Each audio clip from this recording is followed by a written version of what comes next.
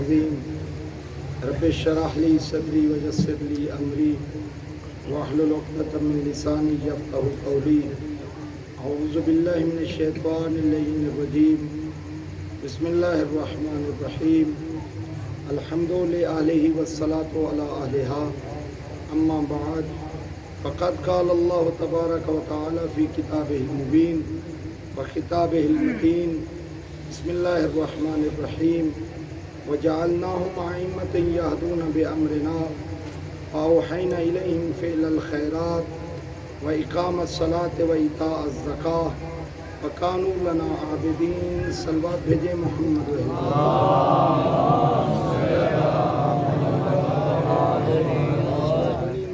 ہمارے دیگر صلوات بھیجے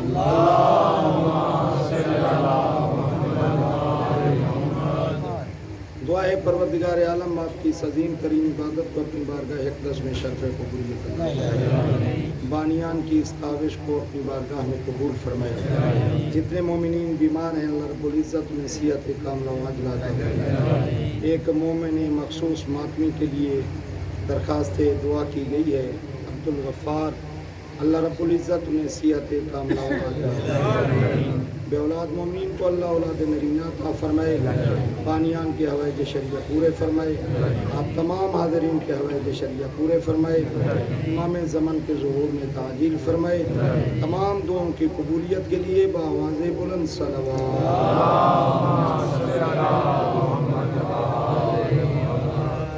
معرفت ایمان کے حوالے سے گفتگو اپنے مراحل کو طے کرتی ہوئی منازل کی طرف سفر کر رہی ہے، اور بات اس حد تک پہنچی کہ امام معرفت میں سب سے آگے ہوتا ہے اور ہمیں امام کے پیچھے پیچھے رہنا ہے۔ جب امام کا زہری دور خلافت آیا، زہری دور حکومت آیا، تو اس وقت جب لوگ آئے اور بیعت کی، وہ کی کہ بیعت ہم مولا آپ کے ہاتھ پہ کرنے کے لیے حاضر ہوئے ہیں، ہاتھ بڑھائیں ہم آپ کی بیعت کریں، تو امام نے ایک مرتبہ ان کو پلٹا دیا تھا کہ نہیں جاؤ میرے غیر کی بیعت کرو، مجھے تمہاری بیعت لینے کی ضرورت نہیں ہے۔ اس کا علماء نے سبب بیان کیا کہ وجہ کیا تھی۔ وجہ یہ تھی کہ امام دیکھ رہے تھے کہ ان لوگوں نے فکر رسول کو چھوڑ دیا ہے، ان لوگوں نے راہ رسول کو چھوڑ دیا ہے۔ جو میں 25 سال اپنے گھر میں خاموش بیٹھا رہا ہوں، اس خاموشی کے دور میں ان نے راہ رسول کو چھوڑ دیا ہے، یہ ہٹ چکے ہیں، اور جب میں آؤں گا تخت حکومت پر، میں آؤں گا خلافت پر، تو میں نے تو وہی فکر دینی ہے جو رسول کی فکر تھی، میں نے اسی راہ پہ چلانا ہے جو رسول کی راہ تھی، یہ برداشت نہیں کر سکیں گے۔ لیکن لوگوں نے کہا مولا ہم حاضر ہیں، ہم اسی فکر کو مانیں گے جو رسول کی فکر ہے، جو آپ کی فکر ہے، جو فکر امام ہے۔ تو اس وقت امام خلافت پہ آئے، امام تخت حکومت پہ آئے، لیکن آ کر امام نے جو پہلا کام کیا وہ کام یہ تھا کہ بیت المال کی تقسیم کو منصفانہ بنایا۔ پہلے کیا تھا کہ رشتہ داروں کا زیادہ وظیفہ ہے، غیروں کا کم ہے، عربیوں کا زیادہ ہے، اجمیوں کا کم ہے۔ امام نے آتے ہی پہلا کام جو کیا وہ یہی تھا کہ منصفانہ تقسیم۔ جب منصفانہ تقسیم ہوئی تو غیر رہے، اپنوں کی چیخیں نکل گئیں، اور لوگ آئے آ کر کہنے لگے مولا یہ اتنی شدت عدل جو ہے یہ لوگ برداشت نہیں کر سکیں گے، یہ کوفہ و بصرہ کی گورنری طلحہ و زبیر کو دے دیں، شام حاکم شام کے پاس رہنے دیں۔ تو امام نے ارشاد فرمایا یہ کیسے ہو سکتا ہے کہ میں گمراہ لوگوں کو اپنا بازو بنا کر عوام پہ ظلم کروں؟ یہ کیسے ہو سکتا ہے کہ علی ابن ابی طالب عوام پر ظلم کریں، ان لوگوں کو اپنا قوت بازو بنا کر جو گمراہ ہے۔ لفظ گمراہ پہ توجہ۔ پھر امام نے فرمایا آؤ ذرا دیکھو، اگر 7 آسمان اور 7 زمینیں اور پوری کائنات میرے سامنے رکھ دی جائے اور مجھ سے کہا جائے یا علی آپ چونٹی کے منہ سے جو کا چھلکا چھین لیں اس کائنات کے بدلے میں، امام نے فرمایا میں کائنات کو تو رد کر سکتا ہوں، وہ تھوڑا سا ظلم بھی نہیں۔ कैसे हो सकता है कैसे हो सकता है कि मैं अवाम पर जुल्म करूं? बिल्कुल जल्दी जल्दी कर रहा हूं। आज तो ऐसे है जैसे अखबार की तरह मैं पढ़ रहा हूं। अल्लाह करे आपके ज़हन में ये महफूज हो जाए गुफ्तगू। इमाम जा रहे हैं जंग जमल के लिए, मंजिल ज़ीकार इराक में एक जगह है, वहाँ पे पहुँचे। अब्दुल्ला इब्न अब्बास रावी हैं, वो कहते हैं कि मैंने देखा इमाम अपना फट्टा पुराना टूटा हुआ जूता अपने हाथों से सी रहे हैं। मैं करीब किया, इमाम ने पूछा अब्दुल्ला इब्न अब्बास इस जूते की कितनी कीमत होगी? मैंने अर्ज़ किया मौला बाज़ार में इसकी कोई कीमत नहीं। इमाम ने फरमाया याद रखो ये जूता तुम्हारी हुकूमत से अली को ज़्यादा महबूब है। यानी इमाम ने बताया कि तुम्हारी हुकूमत और तख्त की औकात अली के जूते के बराबर भी नहीं है। मंजिल ज़ीकार पे ही उनने अपना एक नुमाइंदा भेजा जिसका नाम था कुलैब जिरमी कि जाओ अली से मुज़ाकरात करो, अली का इरादा क्या है। ये आया, सवालात तो जवाबात हुए, मुज़ाकरा हुआ, इमाम ने जवाब दिए। अच्छा, नुमाइंदा किसका था? असहाब जमल का। अब मुझे मजबूर ना करें कि एक एक बात मैं समझाऊँ। असहाब जमल आप समझ गए होंगे। असहाब जमल का नुमाइंदा था, उनका नुमाइंदा बन के आया। जब मौला से गुफ्तगू हुई तो कहने लगा मौला आप हक पर हैं।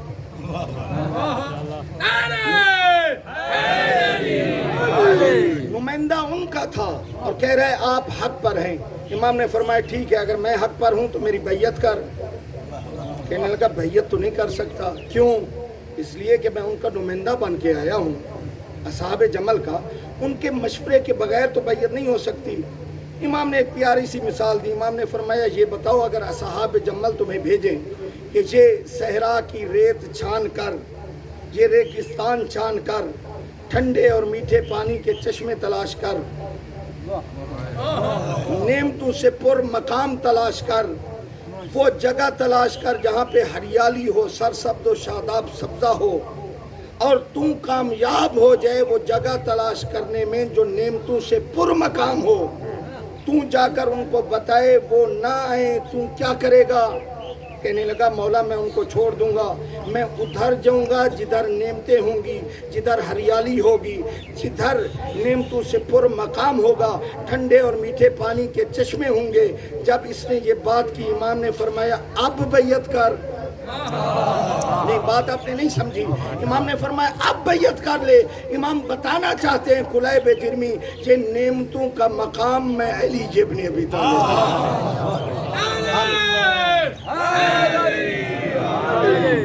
ये नेमतें तुझे हमसे मिलेंगी। ये नेमतें, ये पुर मकाम, ये हरियाली, ये सरसब्ज़ व शादाब ये यहाँ पे है।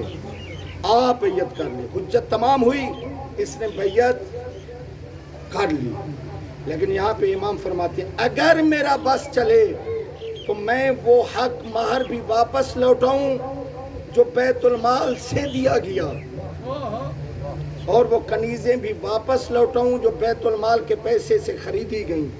फिर इमाम का जुमला, इमाम फरमाते हैं ये तो अल्लाह का माल है इसलिए मैं बराबर तकसीम कर रहा हूँ। कसम ब खुदा अगर ये अली का ज़ाती माल भी होता तो मैं इसको इसी अंदाज में तकसीम करता। फिर फरमाते हैं कि हर शब जुम्मा बैतुल माल के कमरे में आते हैं, उसको साफ़ करते हैं, जय नमाज बिछाते हैं, सर सजदे खालिक में रखते हैं और अल्लाह की बारगाह में शुक्र अदा करते हैं। परवरदिगार तेरी ज़ात का लाख लाख शुक्र है कि मैंने हकदार तक उसका हक पहुंचा दिया, हकदार तक उसका हक पहुंचा दिया। और मिंबर कूफा पे आए, वहाँ से चले मदीने से कूफा में आए। मिंबर कूफा पे आकर ऐलान किया लोगों मैं 4 चीज़ें लाया हूँ मदीना से, 4 चीज़ें, एक घोड़ा, दूसरी ज़िरा, तीसरी तलवार, चौथी चादर। अगर अली हुकूमत से जुदा कर दिया जाए या मुझे शहीद कर दिया जाए और मेरे घर से इन 4 चीज़ों से ज़्यादा कोई चीज़ निकले तो समझना अली ने तुम्हारे हक में खयानत की है। ऐसा आदिल इमाम कहाँ से लाओगे? ये मारिफत इमाम कहाँ से हासिल करेंगे? और ज़रा देखो अली वली की सीरत को।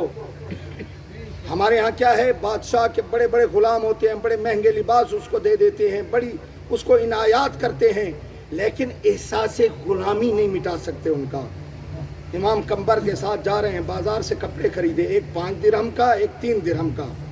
درزی کے پاس گئے، درزی سے فرماتے ہیں امام خود، یہ 5 درہم والا کمبر کے لیے سیو، 3 درہم والا علی کے لیے سیو۔ کمبر ہاتھ جوڑ کے عرض کرتے ہیں، مولا آقا آپ 5 درہم والا سلوائیں، میں 3 درہم والا۔ امام نے فرمایا، کمبر تو جوان ہے، میں ضعیف ہوں، جوان کو مہنگا سوٹ جو اچھا لگتا ہے اور ضعیف کو یہ 3 درہم والا اچھا لگتا ہے، اس لیے کمبر میں تیرے لیے 5 درہم والا سوٹ سلوا رہا ہوں۔ یعنی کمبر کے احساس غلامی کو ذہن سے نکلوا دیا۔ یہ ہے علی ابن ابی طالب۔ پھر معرفت کے اس سے بلند سینوں کی طرف اگر آپ چلیں، بیٹھے ہیں ممبر پہ خطبہ دے رہے ہیں، موضوع کیا ہے؟ دعا۔ امام کا موضوع کیا ہے؟ دعا ہے۔ سامنے شاگرد بیٹھے ہیں، خیر آپ تو شاگرد نہیں ہیں، آپ تو ماشاءاللہ ویسے ہی استاد ہیں میرے۔ سامنے شاگرد بیٹھے ہیں، وہ سن رہے ہیں، کوئی ذہن میں محفوظ کر رہا ہے امام کے اس مجلس کو، اس خطبے کو، کوئی قلم کے ساتھ لکھ رہا ہے، کوئی دل میں محفوظ کر رہا ہے۔ امام ہر کسی کے عمل پہ نگاہ کر رہے ہیں کہ کون کیسے میری بات کو پک کر رہا ہے، لے رہا ہے۔ جب امام کا خطبہ ختم ہوا، موضوع دعا تھا، امام ممبر سے نیچے اترے، آ کے اس صحابی کو اٹھایا جو لکھ رہا تھا، اس کو اٹھا کے اس کی پیشانی کا لیا بوسا اور دیکھ کے فرماتے ہیں، کمیل تو کیا کر رہا تھا؟ کمیل عرض کرتے ہیں، مولا جو آپ خطبہ دے رہے تھے، جو دعا کے بارے میں آپ کا موضوع تھا اور آپ مجلس پڑھ رہے تھے، میں اس کو لکھ رہا تھا تاکہ یہ محفوظ کر لوں اور قیامت تک کے لیے محفوظ ہو جائے۔ امام نے فرمایا، کمیل یاد رکھ، آج علی یہ وعدہ کر رہا ہے کہ قیامت تک کے لیے یہ کلام میرا ہوگا، نام تیرا استعمال۔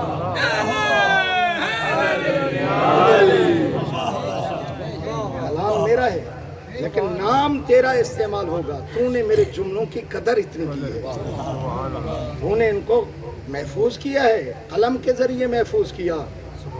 میرے دوست آؤ ذرا دیکھو، میں بارہا عرض کر چکا ہوں، جا کے اپنے شاگردوں کی، اپنے صحابیوں کی پیشانی کے بوسے لیتے ہیں۔ علی ایسے نہیں لیتے، ان کا کردار بلند تھا، ان کا کردار بلند تھا۔ حضرت مالک اشتر کے بارے میں فرماتے ہیں، مالک کو مجھ سے وہی نسبت جو مجھے اللہ کے رسول سے نسبت، اور مجھے نہیں ملتی حدیث اس سے بڑھ کے مالک کی شان میں۔ آپ بھی اس کی تائید کریں گے، اس سے بڑھ کے حدیث کیا ہوگی کہ مالک اشتر کو مجھ علی سے وہ نسبت ہے جو مجھ علی کو رسول سے نسبت ہے۔ پھر فرماتے ہیں، عرب میں کوئی ماں نہیں ہے جو مالک اشتر جیسا بیٹا جنے۔ فرماتے ہیں، مالک اگر پہاڑ کا نام ہوتا تو اتنا بلند ہوتا، نہ پرندہ پرواز کر سکتا، نہ کوئی پیروں سے چل کے جا سکتا۔ پھر فرماتے ہیں، مالک اگر کسی چٹان کا نام ہوتا تو اس کو ریزہ کرنے والے، پاش پاش کرنے والے خود پاش پاش ہو جاتے۔ مالک کو کچھ نہ کہہ سکتے، لیکن اس مالک کا کردار دیکھیں۔ میں ایک جملہ کہا کرتا ہوں، مجھ سمیت ہم ہیں جذباتی شیعہ، ہم ہیں جذباتی شیعہ، اور مالک کا کردار دیکھیں کہ حاکم شام کے خیمے کے قریب پہنچ چکا ہے، 3 رسیاں کاٹ چکا ہے، ایک باقی رہتی ہے۔ امام کا قاصد پہنچتا ہے، مالک واپس آ جاؤ۔ مالک مڑے، بازو میں تیر کھایا، امام کی خدمت میں ہے۔ ہم جیسا اٹھا ایک جذباتی شیعہ دیکھ کے کہتے ہیں، مالک پہنچا ہوا تھا، کام تمام کر دیتا، پہنچا ہوا تھا، کام تمام کر دیتا، علی جنگ جیت جاتے۔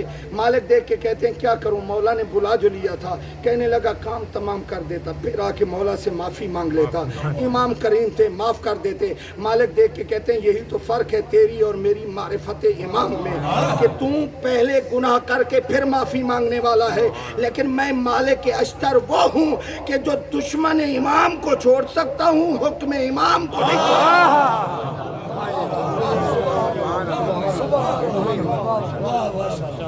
مجھے مالک اشتر یا رسول اللہ، نعرہ حیدریہ، یا علی، آواز بلند اکبر صلوات.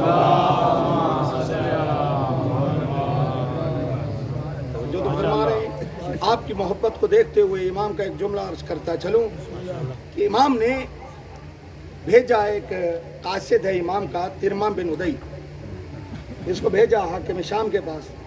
کوئی خط تھا، وہ خط پہنچایا. حاکم شام نے کہا اس کا جواب لیتے جاؤ. جواب اس نے لکھوانا شروع کیا. بس آخری جملوں کی طرف آ رہا ہوں، آپ کا زیادہ وقت نہیں لوں گا، اور لیٹ کے لیے معذرت، کیونکہ ٹائر کا مسئلہ بن گیا تھا اس لیے میں لیٹ ہوا ہوں. تو اس نے کہا پہلا جملہ لکھو کہ علی میں وہ لشکر بھیج رہا ہوں تیرے مقابلے میں جس کا پہلا سرا، پہلا دستہ عراق میں پہنچ رہا ہوگا اور آخری شام سے نکل رہا ہوگا. اچھا کوئی احمق احمقانہ بات کرے نا تو عقل مند آگے تنزن ہنس پڑتا ہے. جب حاکم شام نے یہ بات کی تو وہ ترما جو تھا نا وہ تنزن ہنسا. اس کو آگ لگ گئی کہ ہنسے کیوں ہو. ترما دیکھ کہتے ہنستا تیری بے وقوفی پہ ہوں کہ تم مرغابی کو پانی سے ڈراتا ہے. یہ سروں سے پرواز نہ کرے، توجہ چاہتا تم علی کو تلواروں سے، تم مرغابی کو پانی سے ڈراتا ہے، علی کو لشکر کی دھمکیاں دیتا ہے، علی کو تلواروں سے ڈراتا ہے. اس نے کہا نہیں یہ جملہ کاٹو، دوسرا جملہ لکھو. اس نے کہا دوسرا جملہ لکھو. کون سا جملہ؟ کہا اگر عراق کے صحرا میں چنے بکھیر دیے جائیں، اتنے فوجی بھیج رہا ہوں کہ میرے ہر فوجی کے حصے میں ایک ایک چنا آئے گا. یہ تنزن پھر ہنس پڑا. اس کو اور آگ لگی، کہنے لگا اب کیوں ہنسا ہے. ترما دیکھ کے کہتا ہے تو چنوں کی بات کرتا ہے تو یاد رکھ علی نے بھی ایک مرغ پال رکھا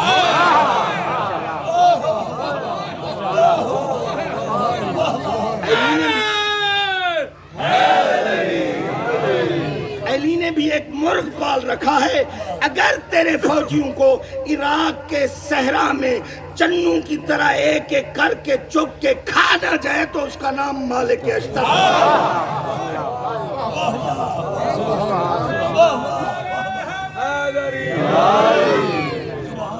اس کا نام مالک اشتر پھر علی نے رکھا ہی نہیں.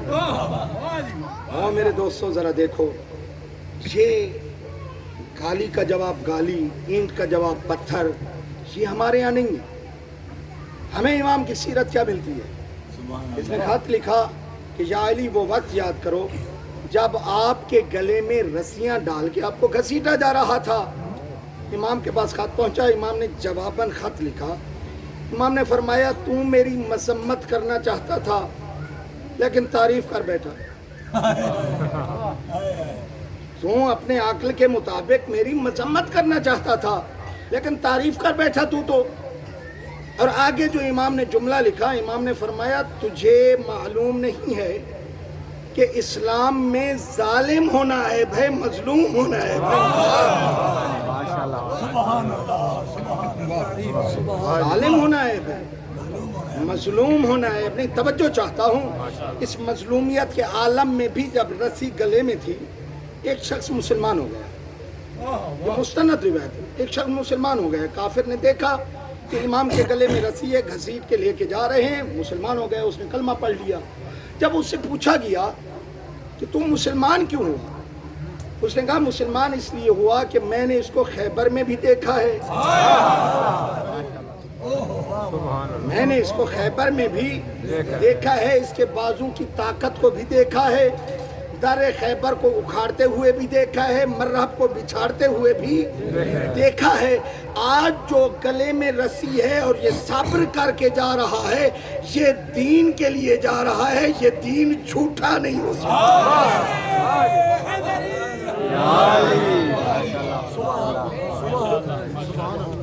امام کے صرف اس کردار نے اس کو مسلمان بنا، وہ مومن بن گیا. اور ذرا دیکھو، بس آخری جملے کی طرف لے کر چلوں کہ ایسی کردار سازی کی میرے آقا نے، ایسی پالیسی اپنے امام نے کہ چور خود آ کے کہتا ہے مولا مجھے سزا دے، میں نے چوری کی. اس کو اہل تشیع میں شہید مرتضی مطہری نے لکھا، اور اہل سنت میں امام فخر الدین رازی، جو ان کی تفسیر کبیر ہے، اصل نام اس کا مفاتیح الغیب، 11ویں جلد میں سورہ کہف کی تفسیر میں وہ لکھتے ہیں کہ یہ چور آیا، آ کے عرض کرتا ہے مولا میں نے چوری کی ہے، مجھے سزا دی۔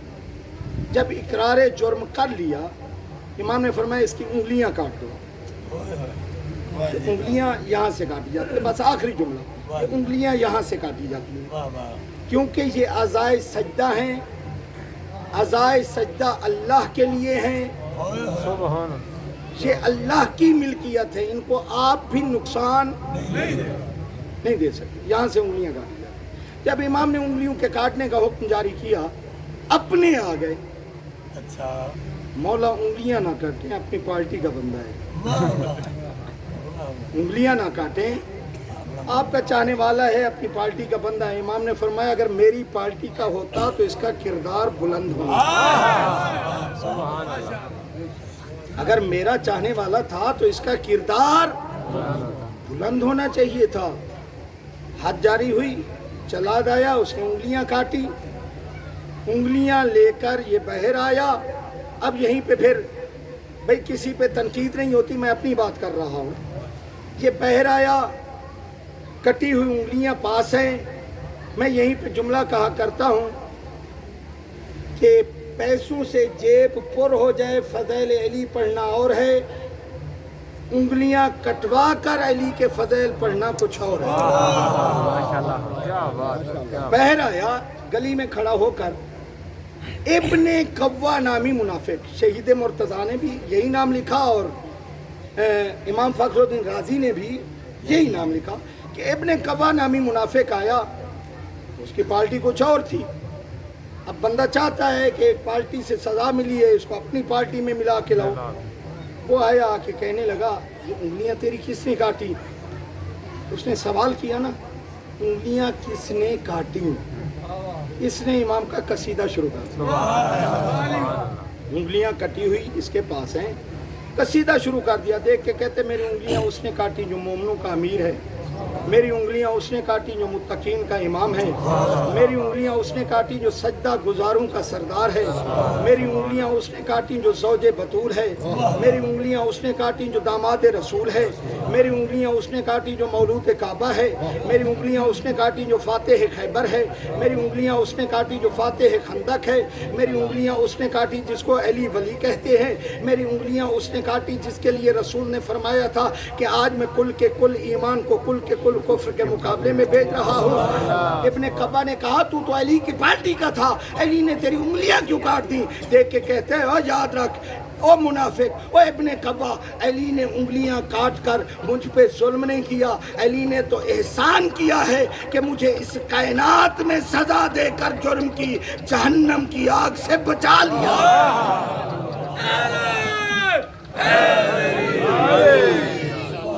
جہنم کی آگ سے مجھے آقا نے بچا لیا۔ اچھا اب جملے پہ توجہ جس طرف لے کے جانا چاہ رہا ہوں۔ تھوڑی دیر پہلے مجرم تھا، انگلیاں کٹی، ایک شخص آیا امام کو آ کے عرض کرنے لگا مولا جس کی آپ نے انگلیاں کٹیں وہ تو آپ کے فضائل پڑھ رہا ہے۔ پھر سنیے، تھوڑی دیر پہلے مجرم، ایک شخص نے آ کر کہا مولا جس کی انگلیاں کٹوائیں وہ تو فضائل پڑھ رہا ہے۔ امام نے فرمایا حسن بیٹا جاؤ چچا کو بلا کے لے آؤ۔ تھوڑی دیر پہلے چور تھا، تھوڑی دیر پہلے وہ مجرم تھا، سزا ملی، پاک ہو گیا، اور صرف پاک نہ ہوا، امام نے فرمایا میرا بھائی ہے، جو چچا کو بلا کے لے آؤ۔ امام حسن علیہ السلام بلا کے لائے، امام نے 2 رکعت نماز پڑھی، دست دعا بلند کیے، اشارہ کیا کہ اس کی انگلیاں جہاں سے کٹی تھی وہیں پہ رکھو۔ جہاں سے انگلیاں کٹی تھی وہیں پہ رکھو۔ انگلیاں رکھی گئیں، جڑ گئیں، لیکن نتیجہ کیا نکلا کہ تھوڑی دیر کے لیے کٹی تھی، توجہ رہے، آخری آدمی تک توجہ چاہتا ہوں. تھوڑی دیر کے لیے کٹی تھی، ہمیشہ کے لیے جڑ گئی. کہ ہمارے لیے پیغام ہے کہ جتنے گناہگار ہو آؤ مجلس میں بیٹھ کر سچے دل سے توبہ کر لو، اس لیے کہ تمہاری سزا وقتی ہوگی، جزا ہمیشہ کے لیے.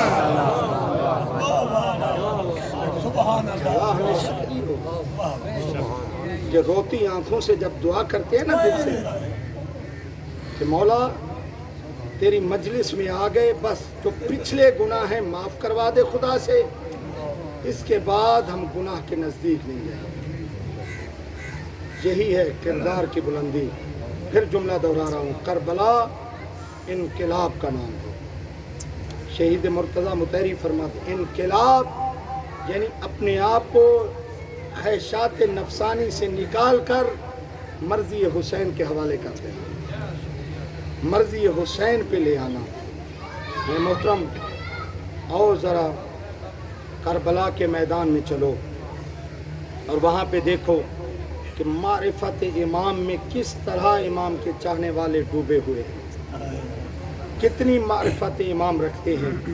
میں ایک روایت پڑھ رہا تھا کہ جب مولا عباس کا 4 یا 5 سال کا سن تھا نا تو جنت البقیع میں چلے جاتے تھے. جناب ام البنین کہتی مولا عباس نظر نہیں آ رہے. مولا علی علیہ السلام جب جاتے تلاش کرتے کرتے امام کو پتہ ہوتا تھا کہاں ہے عباس. آئے کیا دیکھا، قبر زہرا پہ بیٹھا ہوا ہے عباس. عمر کتنی ہے؟ ابھی 4-5 سال عمر ہے. قبر زہرا پہ بیٹھا ہوا ہے اور کہہ رہا ہے اماں میں نے سنا ہے آپ کے دروازے پہ آگ لے کے آ گئے، میں نے سنا ہے دروازے کو آگ لگا دی گئی، میں نے سنا ہے آپ کا پہلو زخمی ہوا، میں نے سنا ہے میرا بھائی محسن شہید ہو گیا، میں نے سنا ہے کہ دروازے کو دھکا دیا گیا، میں نے سنا ہے کہ جب لوگ گھر کے اندر داخل ہوئے آپ کے سر پہ چادر نہیں تھی. اجرکم اللہ دادارو. اگلا جملہ جو مولا عباس کا ہے فرماتے ہیں اے رسول کی بیٹی کاش میں اس وقت جوان ہوتا، کاش میں اس وقت ہوتا تو میں دیکھتا کون جرأت کرتا ہے آگ لگانے کی، کون جرأت کرتا ہے دروازے کو دھکا دینے کی، کون جرأت کرتا ہے آپ کے بیت و شرف میں قدم رکھنے کی. امام علی کا گریہ بڑھا، آگے بڑھے، اپنے عباس بیٹے کو اٹھایا، سینے سے لگا لیا، دیکھ کے فرماتے ہیں عباس میں نے تجھے اللہ سے مانگا ہی اس لیے ہے کہ تم میری طرف سے کربلا میں رسول کے بیٹے پہ قربان ہو جائے. اجرکم اللہ دادا، اجرکم اللہ، رسول کے بیٹے پہ قربان ہو جائے. آیت اللہ ابو القاسم خوئی جب کربلا میں ہے نا، جو زائرین بیٹھے ہیں، اگر آپ نے زیارات کی ہیں، بین الحرمین جب پہنچے تو شاگرد دیکھ رہے ہوتے ہیں کہ آیت اللہ کا عمل کیا ہوتا ہے یہاں پہ. ہر شاگرد ذہن میں یہ سوچ رہا تھا کہ جب مرجع تقلید پہنچیں گے پہلے مڑیں گے امام حسین کے حرم کی طرف، لیکن جب آیت اللہ کوئی پہنچے بین الحرمین اپنا رخ موڑا عباس کے روضے کی طرف اور باب قبلہ کے پاس آ کر ایک جملہ کہا السلام علیکہ یا شباب الحسین، اے حسین کی جوانی میرا سلام، السلام علیکہ یا حجاب زینب، اے زینب کے پردے میرا سلام، السلام علیکہ یا سقائے سکینہ، اے سکینہ کی پیاس، اے سکینہ کے سقا میرا سلام. اجرکم اللہ دادارو. آؤ ذرا دیکھو جناب عباس آتے ہیں، آ کے عرض کرتے ہیں مولا مجھے اجازت دیں میں میدان جہاد کی طرف جاؤں. امام نے فرمایا عباس تو میرے لشکر کا علمدار ہے، تو سپہ سالار ہے. روایات بتاتی ہے ناظر یمیناً و ناظر شمالا، دائیں بھی دیکھا بائیں بھی دیکھا، ہاتھ جوڑ کے عرض کرتے ہیں مولا وہ لشکر کہاں ہے جس کا میں علمدار ہوں؟ نہ اکبر رہا، نہ قاسم رہا، نہ حبیب رہے، نہ مسلم رہے، میں کس لشکر کا سپہ سالار ہوں؟ اچانک خیمے سے آواز ہے اللہ تاش اللہ تاش. جناب سکینہ کی آواز ہے چچا ہم پیاسے ہیں، میرا علی اصغر پیاسا ہے. امام نے حکم نہیں دیا، امام نے فرمایا عباس اگر ہو سکے تو ان بچوں کے لیے پانی لے. اگر امام حکم دیتے تو عباس لے کے آتے، حکم نہیں دیا. امام نے فرمایا اگر ہو سکے تو بچوں کے لیے پانی لے آؤ، بس عزادارو جناب عباس خیمے میں ہے، ایک مرتبہ مشکیزہ لیا، ایک نیزہ لیا، جناب زینب کبریٰ نے فرمایا عباس رک جاؤ، مجھے بابا کی حدیث یاد آ گئی، وہ سنتے جاؤ۔ جناب عباس دو زانو ہو کے بیٹھ گئے۔ جناب زینب نے فرمایا میرا بچپنا تھا، سن چھوٹا تھا، میں بابا علی کی آغوش میں بیٹھی تھی، ہوا چلی، میرے سر سے چادر اتر گئی، میرے بابا نے میرے سر کے بوسے لیے، میرے بازوں کے بوسے لیے، میرے بابا کا گریہ بڑھا، میں نے کہا تھا بابا روتے کیوں ہیں؟ میرے بابا نے فرمایا زینب مجھے وہ وقت یاد آ رہا ہے جب تیرے بازوں میں رسیاں بندھیں گی۔ عباس میں سوچتی تھی جس زینب کے 18 بھائی ہوں اور ان بھائیوں میں عباس جیسا بھائی ہو، اس کے ہاتھوں میں رسیاں باندھنے کی جرات کون کر سکتا ہے؟ لیکن عباس آج آپ بھی جا رہے ہیں، اب زینب کو یقین ہو گیا کہ میرے ہاتھوں میں رسیاں بندھ کے رہیں گی۔ بس عزادارو جناب عباس نے علم لیا، نیزہ لیا، مشکیزہ لیا، لے کے چلے، گھوڑے پہ سوار ہوئے، لشکر کو ہٹایا، نہر القمہ پہ آئے، مشکیزے کو بھرا، بچوں کی نگاہ علم پہ کہ علم بلند ہے، بس واپس مڑے، ایک مرتبہ علم جھکا۔ آپ سمجھ گئے ہوں گے کہ علم کیوں جھکا، اس لیے کہ میرے مولا کا دایاں بازو قلم ہو گیا۔ ادھر سکینہ نے کہا بچوں دعا کرو میرے چچا کی خیر، اجرکم اللہ، میرے چچا کی خیر ہو، میرے چچا پانی لے کر آ رہے ہیں۔ بس ایک مرتبہ علم بلند ہو گیا، بچوں کی ڈھارس بندھی کہ علم بلند ہوا ہے، چچا آ رہے ہیں، لیکن ایک مرتبہ پھر علم کو جھٹکا لگا، علم جھکنے لگا، اب جو جھکا پھر بلند نہ ہوا۔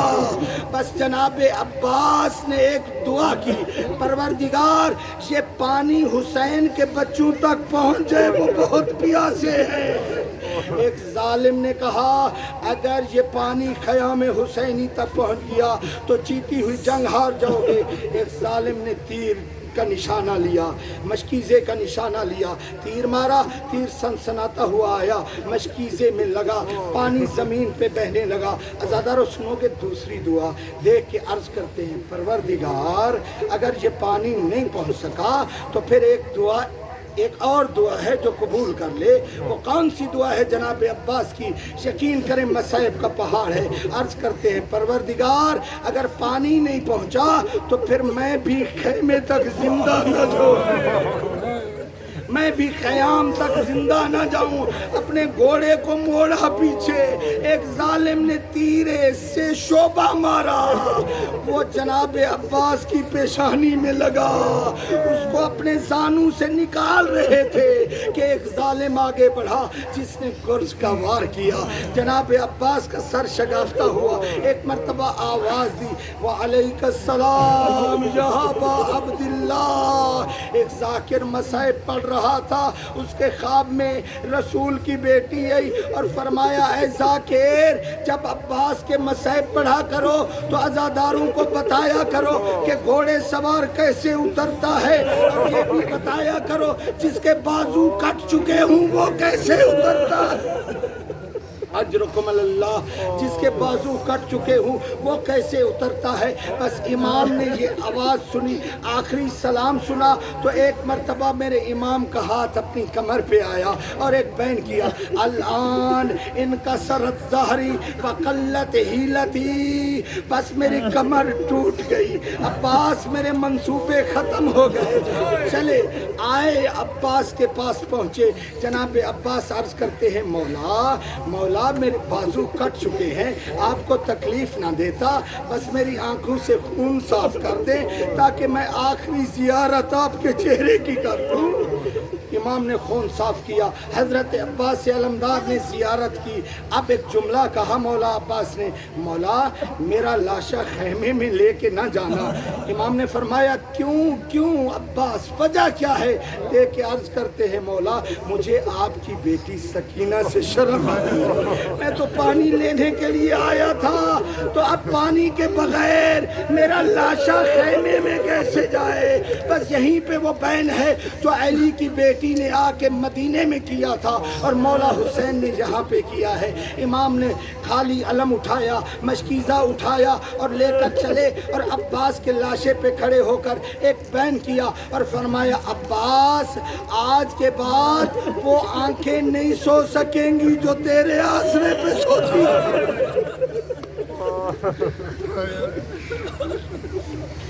آج کے بعد علی کی بیٹیاں نہیں سو سکیں گی جو تیرے آسرے پہ سوتی تھی، اور وہ آنکھیں سوئیں گی جو تیرے خوف سے نہیں سوتی تھی۔ بس عزادارو آؤ ذرا دیکھو، ایک جملہ مجھے کہنے کی اجازت دیں کہ جب امام نے وصیتیں کی تھی قبیلہ بنی اسد کے افراد کو کہ ہمارے لاشوں کو دفن کر دینا، جب یہ یزیدی چلے گئے تو یزیدی تو چلے گئے تھے اور قبیلہ بنی اسد کے افراد ہے، کیا دیکھا کہ سر تو ظالم کاٹ کے لے گئے ہیں، اب تن پڑے ہوئے ہیں، پامال ہوئے پڑے ہیں، کوئی لاشا پتھروں کے نیچے چھپا ہوا ہے، کوئی لاشا پامال ہوا پڑا ہے، کیسے دفن کریں؟ ان نے کہا ایک اجتماعی قبر بنا دو اور اس میں دفن کر دو، لیکن آواز آئی آہستہ آرام سے تھوڑا سا انتظار کرو، میں سجاد آ رہا ہوں، میں تمہیں بتاتا ہوں کہ کون سا لاشا میرے پاپا کا لاشا ہے، کون سا لاشا اکبر کا لاشا ہے، کون سا لاشا قاسم کا لاشا ہے۔ امام آئے بتاتے چلے گئے، لاشیں دفن ہوتے چلے گئے۔ جس جملے کے لیے میں نے 2 منٹ اضافی لے لیے وہ جملہ سنو۔ قبیلہ بنی اسد کے افراد کہنے لگے مولا ہمیں اجازت ہے ہم چلے جائیں، لاشیں تو دفن ہو گئے۔ امام نے فرمایا نہیں، ابھی ایک لاشا باقی رہتا ہے۔ مولا کون سا لاشا؟ امام نے گریہ کر کے فرمایا وہ لاشا جس کے آسرے پہ علی کی بیٹیوں نے مدینہ چھوڑا تھا، وہ میرے چچا عباس کا لاشا ہے۔ آئے قبر بنی، جناب عباس کے لاشے کو قبر میں رکھا۔ امام نے فرمایا تھوڑا دور چلے جاؤ، میں نے اپنے چچا سے کوئی راز کی بات کرنی ہے۔ امام سجاد قبر کے اندر چلے گئے۔ جب کافی دیر ہو گئی تو ایک بزرگ نے کہا جس کا اکبر جیسا جوان مارا گیا ہو، جس کا قاسم جیسا شہزادہ مارا گیا ہو، جس کا بابا 3 دن کا پیاسا مارا گیا ہو، جو خبر تو لو سجاد زندہ ہے کہ اس دنیا کو چھوڑ کے چلے گئے۔ ایک پرہیزگار شخص کا انتخاب ہوا، وہ آگے بڑھا، وہ کہتا ہے قیامت کا منظر تھا جب یہ منظر میں نے دیکھا کہ سید سجاد کی حالت کیا ہے، اپنا دایاں رخسار اپنے چچا عباس کے زخمی سینے پہ رکھا ہوا ہے اور کہہ رہے ہیں اور میرے غیرت مند چچا عباس تو بازو کٹا کے یہاں سو گیا، آ دیکھ علی کی بیٹیوں کو ننگے سر بازاروں میں پھرایا جا رہا۔ اللہ علی القوم الظالمین، ناسا یعلم الذین ظلموا من